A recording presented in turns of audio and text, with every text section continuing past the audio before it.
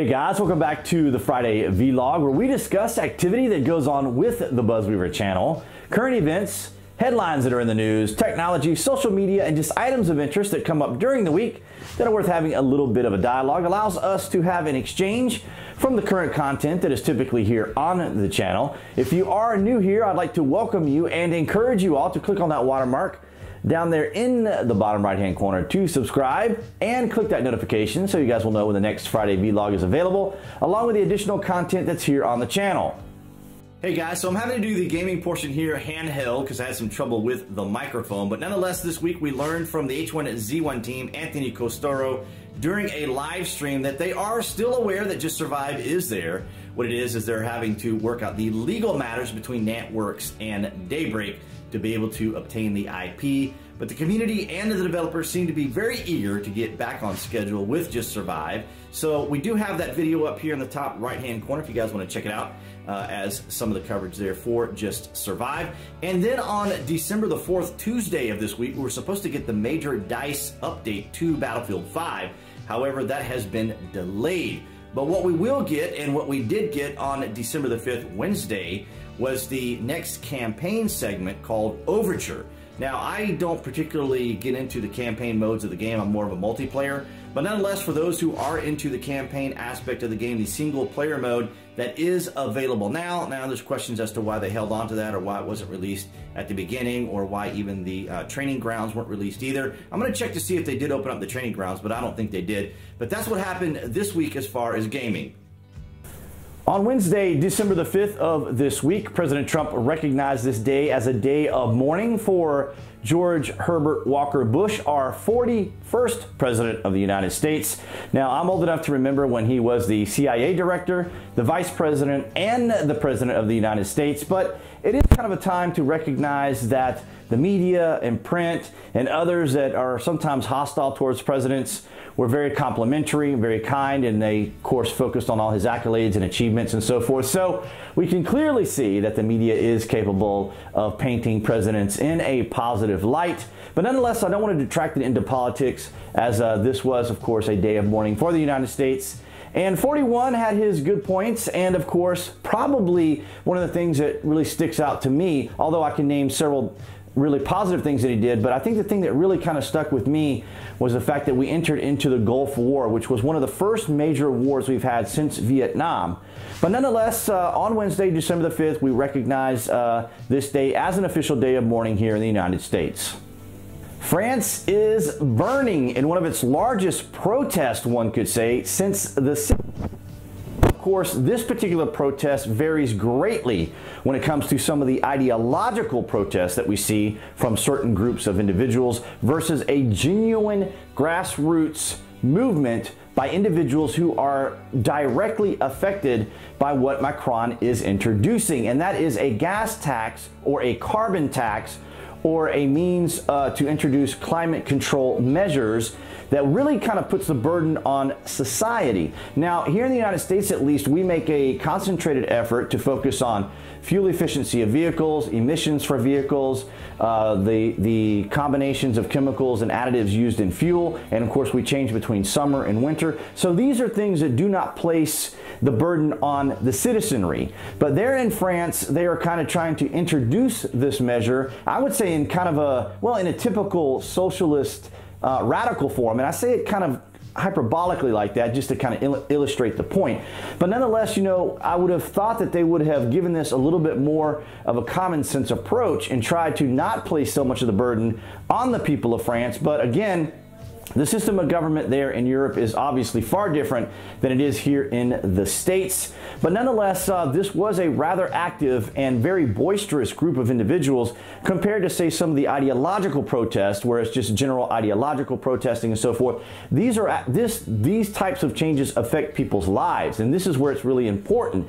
Now, I guess to draw a comparison in a way here, and that is like, for example, we have ideological protests here in the United States, of course, against President Trump, which are are, you know, we obviously can see that these are ideological concerns. They aren't happy that President Trump is the president, and that's really more of an ideological thing. It doesn't really necessarily affect their lives as far as their work and things that they do, because our economy in the United States, jobs and so forth here in the United States are really doing well. So it's one thing to say, hey, I don't like this person, I want to protest, and it's another to say, hey, my life is being affected by this, and we need to do some and we need to look into this and make some changes with our government. So here this week we saw an escalation of this, because it first started out as truck drivers, of course, blocking the highways to kind of bring attention to this.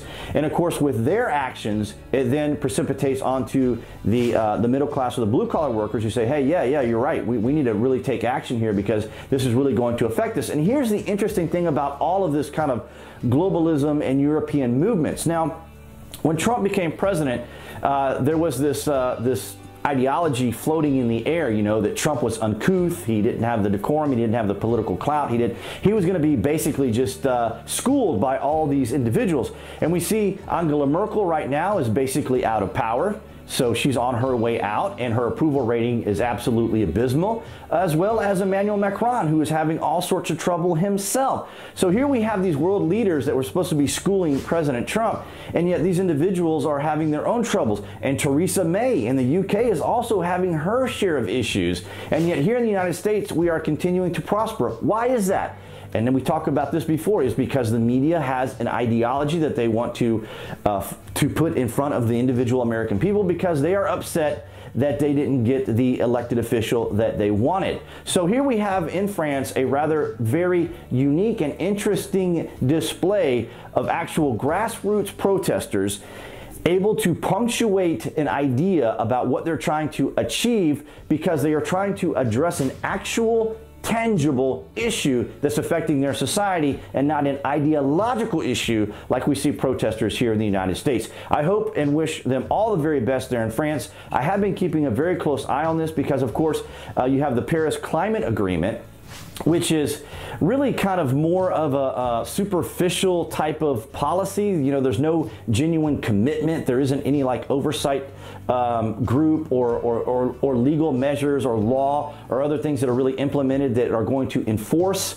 the climate change agreement itself. But here's the thing. Again, we go back to the common sense view of this, and that is, if you take a look at the world right now, China and India, the two most populated countries in the world, have the highest level of pollution. If you look at their air scores, if you look at the pollution in those countries compared to, say, the United States or even Europe, it is astronomical what their pollution rate is. And yet there doesn't seem to be too much attention on China and too much attention on India. I mean, if you're going to fix a climate change problem, if you believe that human beings are affecting climate, now I do believe that human beings do affect our environment.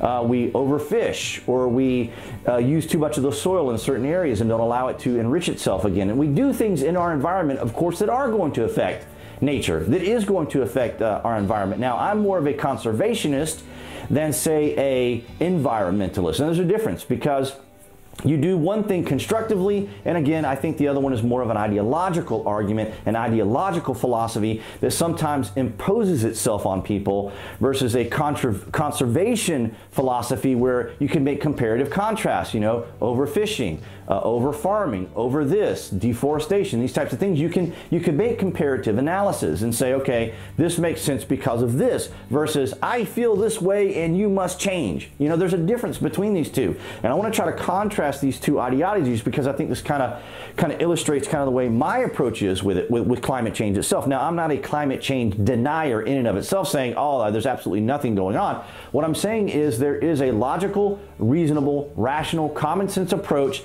to analyze the situation. And if it is people involved, let's look at China, let's look at India, let's look at Mexico, let's look at a lot of these cities around the world where there is a great deal of pollution. Now, I can tell you from personal experience traveling to Central America, areas of Central America where there is that level of pollution, it is, I mean, you can go out and you can feel it. I mean, your sinuses, your eyes, your throat, you know, there's going to be good days and there's going to be bad days.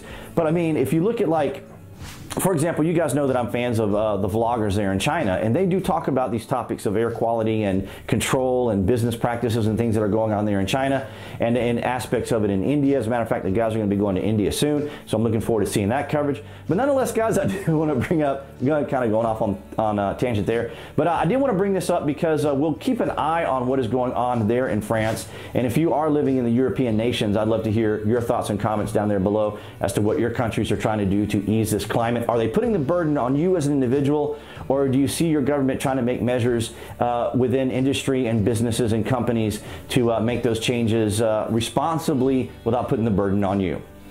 All right, guys, so that's going to wrap it up for this Friday vlog. I believe this is number 43 of the vlog series. And I want to thank all you guys for your likes, shares, and comments. Of course, we generated these vlogs to give us a little bit of a time and intermission between what is typically covered here on the channel as things kind of slow down. I wanted to have at least something that we would be able to interact with at least once a week. And I also wanted to mention, guys, as part of the support, I have an affiliate Amazon association there as an influencer, and would like to encourage you guys to take a look at that influencer link down there from Amazon. And basically what it is it just allows you to go there and shop on Amazon as you would normally. Now, I don't have it set it up for you guys in the UK and Europe, but nonetheless, those here in the States, if you guys may be trying to get that hard to find gift person out there, then I have a really nice display there for the Amazon gift cards that will allow you to get that card to them and they can purchase whatever they like. All right, guys, thank you so much for the continued support, and I will see you guys next Friday.